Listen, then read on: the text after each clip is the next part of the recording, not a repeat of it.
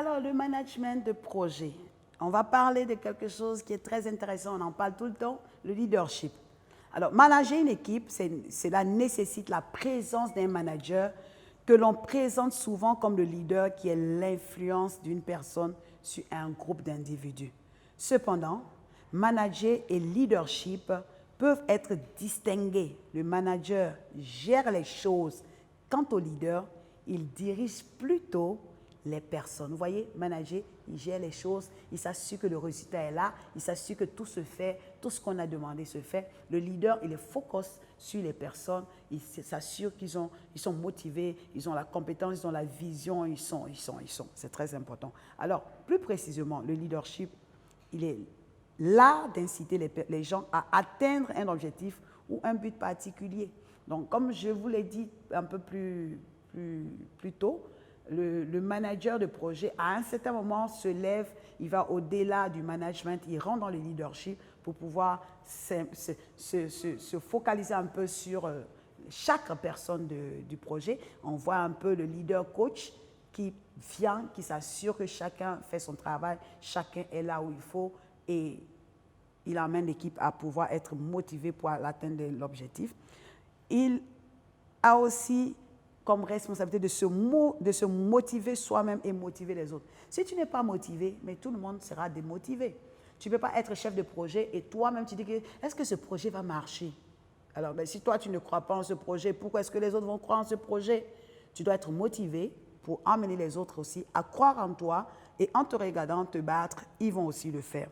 D'obtenir le maximum de soutien et d'effort d'un groupe.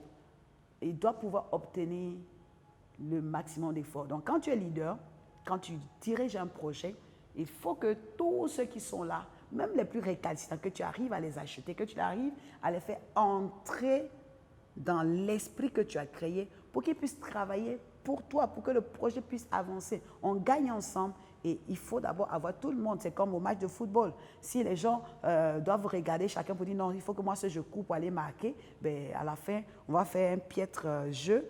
Et pourtant, c'est l'équipe qui a gagné. Même si c'est une seule personne qui a marqué, c'est tout le monde qui a mis du sien pour qu'on puisse en arriver à ça. Donc, c'est très important. Il doit pouvoir percevoir et reconnaître un problème.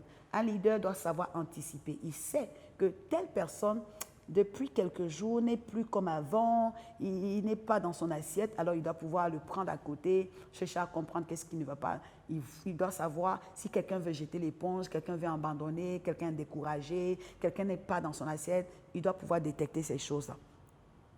Il doit pouvoir envisager une solution au problème et le résoudre. Il faut seulement détecter le problème, il faut résoudre le problème, il faut trouver une solution et c'est très important. Le leadership est aussi d'élever la vision et le niveau de la performance au-dessus du niveau normal. Il doit pouvoir élever les niveaux, amener les gens à faire plus, à donner plus pour que le travail soit exceptionnel. Et le leadership fait appel à l'expérience, la confiance en soi et la fixation des buts. C'est très important pour ce leadership-là. Alors, quand on parle d'équipe, il faut créer l'esprit d'équipe parce que c'est l'esprit d'équipe qui va faire tout le travail. Lors de la conduite d'un projet, un grand nombre d'acteurs interviennent. Donc, il est important de bâtir dès le début une bonne équipe de travail afin qu'on y trouve un réel esprit d'équipe. L'esprit d'équipe. L'esprit d'équipe. Team spirit. This is very important.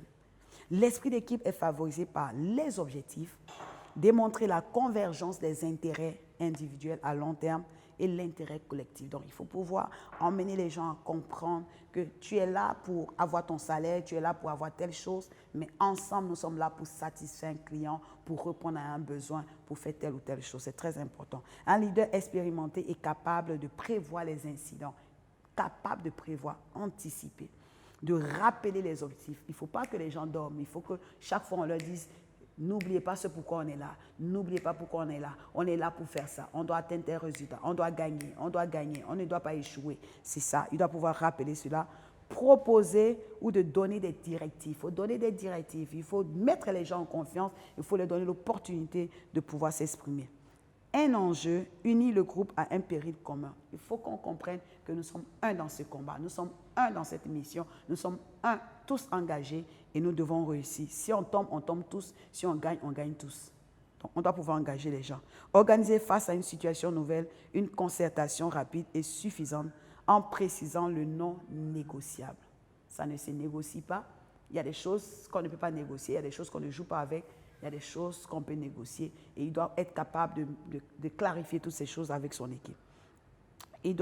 L'esprit d'équipe est favorisé par des succès, même modestes au début, à des défis successifs et valoriser l'équipe.